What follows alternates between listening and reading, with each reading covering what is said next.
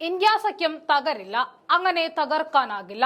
കെട്ടുറപ്പിച്ച് ഈ രാജ്യത്തെ നേടിയെടുക്കാൻ ഇറങ്ങിയിട്ടുണ്ടെങ്കിൽ നേടിയെടുക്കുക തന്നെ ചെയ്യും. ലോക്സഭാ തെരഞ്ഞെടുപ്പ് കഴിഞ്ഞപ്പോഴേക്കും ഇന്ത്യ സഖ്യം കെട്ടണഞ്ഞു എന്ന് കരുതിയവർക്ക് തെറ്റി. കൂടുതൽ ശക്തിയോടെ ഒരു തിരിച്ചുവരവ് നടത്താൻ ഒരുങ്ങുകയാണ് സഖ്യം.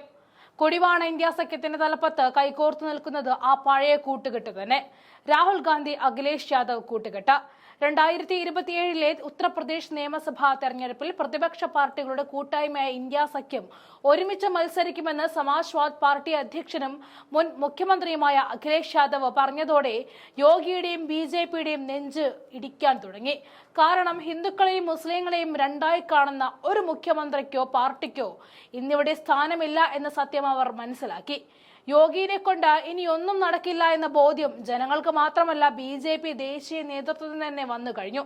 ഇപ്പോൾ നാഞ്ഞു പിടിച്ചാൽ ഉത്തർപ്രദേശ് ഇന്ത്യ സഖ്യത്തിന്റെ കയ്യിലിരിക്കും. ഹരിയാന തെരഞ്ഞെടുപ്പിലും മഹാരാഷ്ട്രയിലും കാണിച്ച വീഴ്ചകൾ പരിഹരിക്കാനാണ് ഇന്ത്യ സഖ്യത്തിന്റെ തീരുമാനം.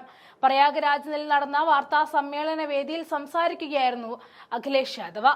വഖഫ് ഭേദഗതി ബില്ലിലൂടെ BJP ഭൂമാഫിയെ പോലെ പാവപ്പെട്ട ജനങ്ങളുടെ ഭൂമി തട്ടിയെടുക്കാൻ ശ്രമിക്കുകയാണെന്നും അദ്ദേഹം ആരോപിച്ചു.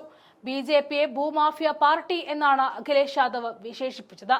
ഇന്ത്യ സഖ്യം അധികാരത്തിൽ വന്നാൽ കുംഭമേള നടത്തിപ്പിലുണ്ടായ വീഴ്ച അന്വേഷിക്കുമെന്നും അഖിലേഷ് യാദവ് പറഞ്ഞു.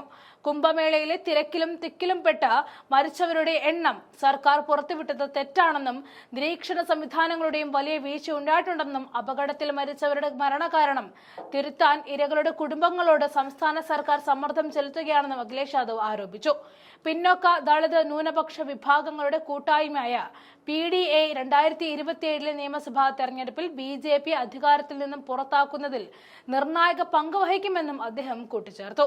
ഉത്തർപ്രദേശ് നിയമസഭയിലെ 403 സീറ്റുകളിൽ BJPക്ക് 258 സീറ്റും അപ്നാദൾ 13, രാഷ്ട്രീയ ലോക്ദൾ 9, നിഷാൻ പാർട്ടി 5, സുഹേൽദേവ് ഭാരതീയ Samaj party 6, Samajwad party 107, Congress 2, ജനസത്താദൾ 2, Bahujan Samaj party 1 എന്നിങ്ങനെയാണ് സീറ്റ് നില. ഇതിൽ 258 സീറ്റുള്ള BJP ഉച്ചാടനം നടത്തി ഓടിക്കാൻ ഇന്ത്യ സഖ്യത്തിനെ കൊണ്ടായാൽ മാത്രമേ UP പിടിക്കാനാവുകയുള്ളൂ.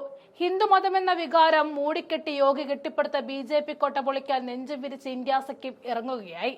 അഖിലേഷ് യാദവിന്റെ പ്രഖ്യാപനവും 2 ആഴ്ച മുൻപ് അഹമ്മദാബാദിൽ നടന്ന കോൺഗ്രസ് സമ്മേളനവും കൂട്ടി വായിക്കുമ്പോൾ ഉറപ്പായി കഴിഞ്ഞു ഇത് മാറ്റത്തിന് തുടക്കമെന്ന്.